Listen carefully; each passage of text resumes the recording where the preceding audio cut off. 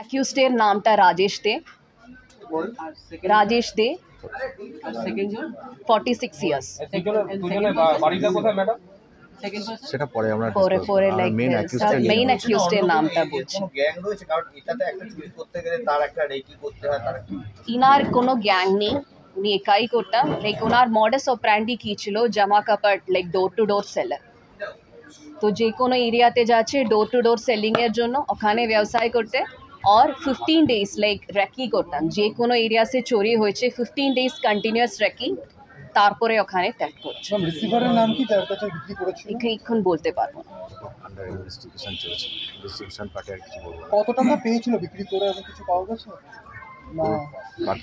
বাকি পুরোটা investigation procedure. Ma'am কোনো ক্যাশ রিকভারি আছে এই ক্ষেত্রে?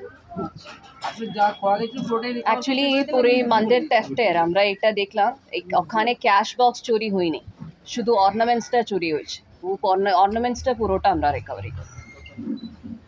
আর এটা কি অর্নামেন্টস বিক্রি করতে পারেন? বিক্রি করে দিয়েছে, তো রিসিভার কিভাবে পাবে? বিক্রিটা কি পুরোটাই করেছিল নাকি?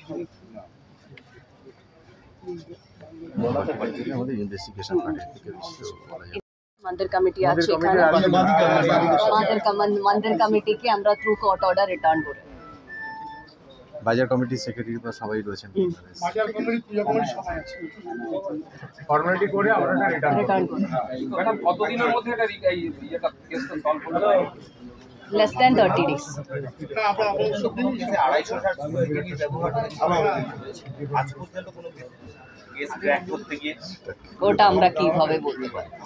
আমাদের হিসাবে ইনভেস্টিগেশন বাকি, আমরা বলতে পারবো না। কতবার এখন অবধি জেল গেছে? এখন আমাদের কাছে যে কেসেস আছে অলমোস্ট 6 কেসেস আছে, মানে 2012 থেকে।